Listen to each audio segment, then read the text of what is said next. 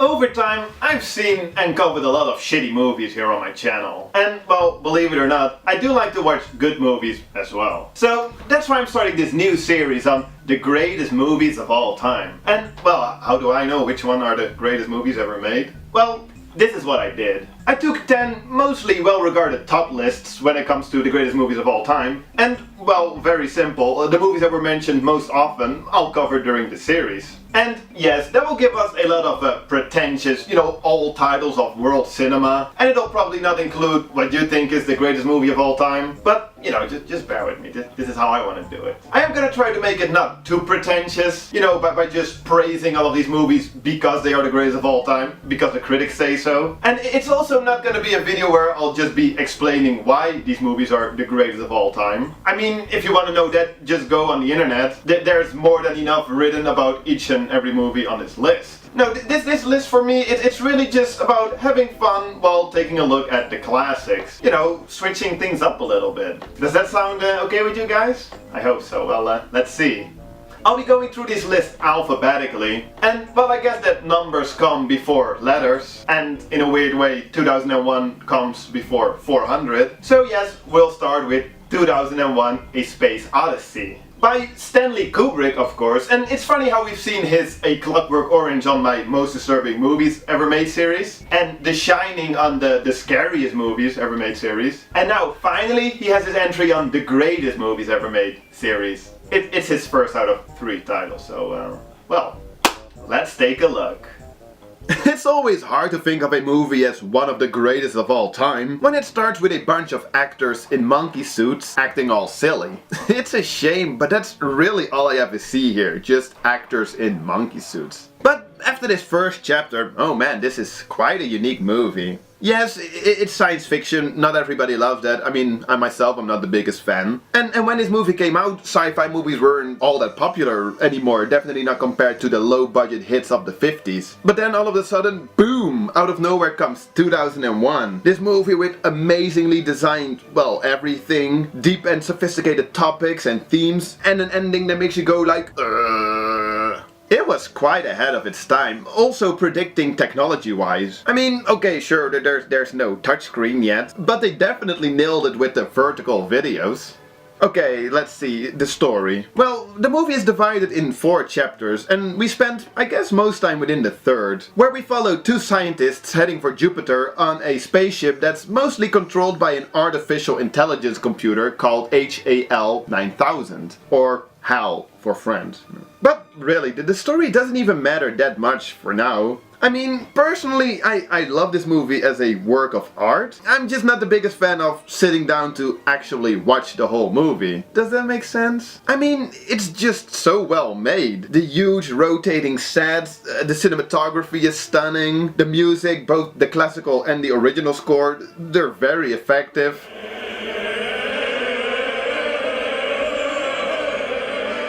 The themes, like the whole artificial intelligence aspect, it's intriguing. Really, and so on and so forth, blah blah, it's also amazing. But, at the same time, it's also over 2.5 hours long and very slow at times, making it perhaps a little hard to sit through. But yeah, really, I mean, I could go on and on about what makes this movie, pretty good. At least to me, what I think is great about it. But I guess in the end, it's really a movie you just have to see for yourself. So, yeah, it's sort of a love-hate relationship. Mostly love, though. Just like with The Shining, this movie is so over-analyzed. Just a short Wikipedia page on interpretations of the movie, it goes on and on and on. It's like, I mean, I get it. Not really. I'm really like, just enjoy the movie. Or at least appreciate it. Or not, I don't really care, but I do think that if you love cinema, it's definitely worth to check out at least once. I mean, it's definitely a work of art. Okay, next up, and I actually forgot to mention, which is pretty cool, every movie on today's list, all 5 movies, they're all from different countries. So we're moving to Europe now, to France, to take a look at The 400 Blows, which is a poor translation from the original title Les 400 Coups, and it's poor as in, well, that it loses its meaning, apparently. But hey, I don't speak French, so what do I know? Let's see. Uh-oh, little Antoine is getting in trouble everywhere, at school, at home. That sucks. And it goes from bad to worse, you know, from messing around in class, to skipping class, to running away from home, to stealing. Uh-oh. So, this movie is one of the first and probably the most famous and influential entry in an, at the time, new movement in French cinema, known as the New Wave, or La Nouvelle Vague, which was brought to life by a new generation of filmmakers, many of them who were originally film critics, who were like, the movies in France, they kinda suck, they lack realism and authorship, we have to do something about it. Oui? One of them was François Truffaut, and this movie here, this was his feature-length directional debut, and it definitely does not lack in realism and authorship. I mean, it's semi-autobiographical, and it follows real people. Well, they're actors, but, you know, it portrays just, you know, normal working-class people. It's all shot on location in Paris, all of which was pretty revolutionary at the time. And, you know, I kinda like that. It's almost like a documentary, like a time capsule to France, or specifically Paris, in the early 50s, including the director's personal commentary on that specific era. I mean, it's realistic, it's not balls to the walls craziness. It's a rather calm movie. You know, it's good times, it's bad times, it's just life. It sounds so deep. The boy, you know, he's not that bad. I mean, sure, using the death of your mother as an excuse for why you weren't in class when in fact your mother is very much alive and well, that's a bit sketchy. But at the same time, you know, he's just a young adolescent being hauled down by all these authority figures, and, you know, maybe he's neglected at home. It's, you know, it's life. It's an interesting watch. I like it. It sure is. It's raw, it's realistic. I like it. Truffaut made 4 more movies with the same actor as Antoine, each in a later stage of his life. But I haven't seen any of them, so can't really comment on that. But this one, yeah, I like it. So, from France we go to Italy to take a look at Federico Fellini's 8½. Or in Italian, Otto Mezzo, eh? Fellini is considered to be among the greatest Italian directors of all time, and this movie is often considered to be his best movie, so oh boy. Well, let's see. Yeah, but I'm actually not the biggest fan of this movie. Maybe I just don't get it.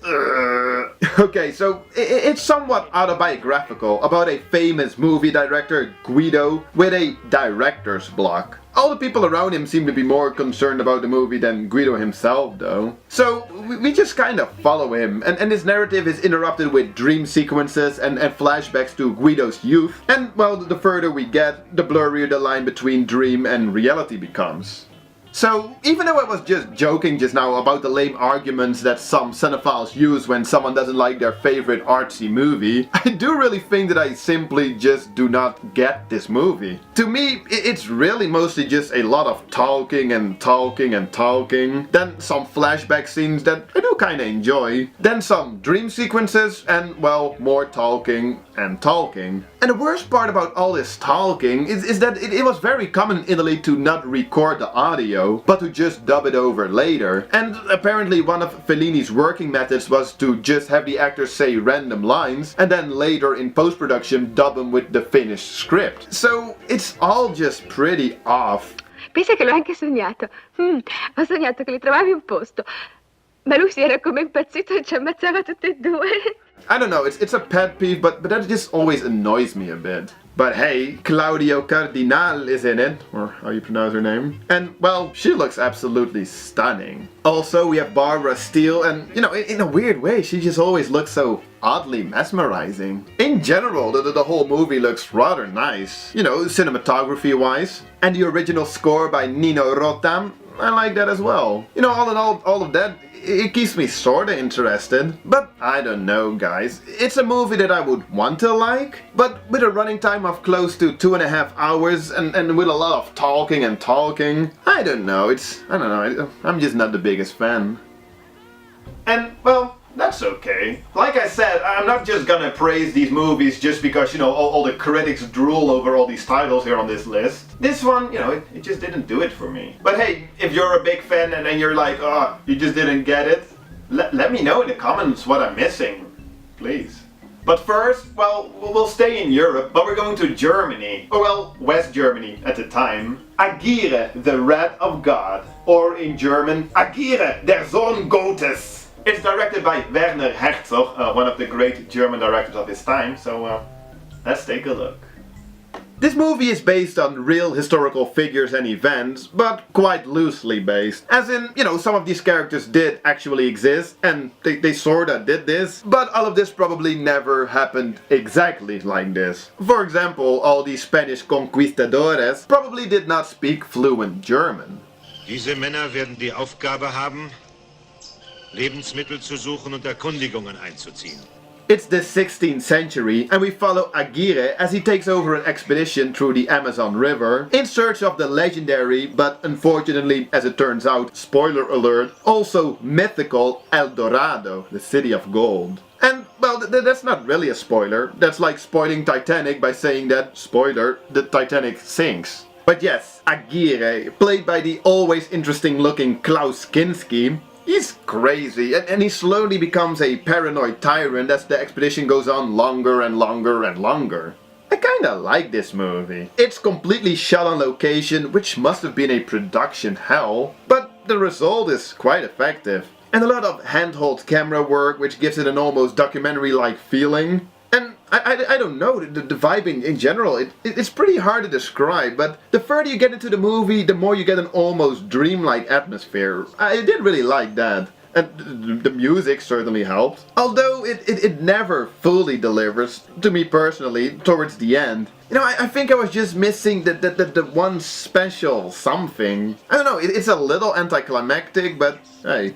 It's interesting though, also history-wise. I mean, nothing against religion, but Jesus, these Christians were definitely assholes. Mistreating people and trying to force their beliefs, like converting everyone. How the hell did they think that would ever work with these savages, as they would call them? That always gets me a little mad. But yeah, in conclusion, sure, it's a little slow sometimes, there's little dialogue, doesn't really go anywhere. But for the running time of just a little over 90 minutes, yeah, it definitely kept me intrigued. So yeah, is it one of the greatest movies ever made? Well, apparently, I mean, it's on the list. I didn't mind the movie, I thought it was okay. But I can understand if it's not everybody's cup of tea. And I can definitely understand if the next movie is not everybody's cup of tea. One of the only 7 feature-length movies by one of the greatest Russian directors. Let's talk about Andrei Tarkovsky's Andrei Rublev. Co-written by Andrei Konchalovsky. I guess that, if you're from Russia, big chance your name is Andrei. Why is that racist? Anyway, yeah, are you ready for some 15th century Russian history? Because I know I am. Because that's what we get here. In 8 different chapters, we follow Andrei Rublev, a famous medieval Russian icon painter, in different periods of his life. But it's not really about him. I mean, sure, we follow him and he got his name on the poster, good for him, but it's almost just as much about Russia in the early 1400s. And I'm not sure how historically accurate it all is, but hey, it looks pretty legit. The locations, the settings, the costumes and all. I mean, I think I wasn't around at the time. Also, some buildings look about 500 years older than they're probably supposed to be, but hey. So, this is a tough watch. First of all, it's long. 3 hours, really, it's basically a real-time retelling of the life of Rublev. And this is the shortest cut available. Fortunately, Tarkovsky thinks that this shortest one is the best cut, so hey. But oh man, it is slow and very dialogue driven and not just little small talk. It's a lot of real talk and half the time I have no idea what they're talking about. Yeah, it's not a movie you want to pop in again right after you just finished it. But I'm definitely able to appreciate it. I mean, it looks great, there's definitely some interesting imagery, some cool camera work. You have all these different themes going on. It's actually quite epic, both on a small and a grand scale. And just like in the previous movie, I think it's interesting to see religion, again Christianity here, in a different era. It was a big thing back then, and it definitely plays a big role in this movie. So yeah, I honestly don't know what else to say about this one. Again, it's long, and I can surely imagine someone not wanting to sit through 3 hours of slow, black and white medieval Russian history. But if you're feeling artsy, why not? Give it a shot. I mean, I only dozed off a couple of times. Not as much as during 8.5 though, so not bad. Let's put it this way. If someone comes up to you and he asks you like, hey, are you down to watch a 3-hour long black and white Russian movie about a medieval icon painter? And your initial reaction is not like, hell yeah, I'll order the pizza. Then, you know, this movie's probably not for you. Then again, my reaction wasn't like that. I mean, nobody asked me of course, but you know, you know whether or not you'll like this movie. So, yeah, Andrei Rublev.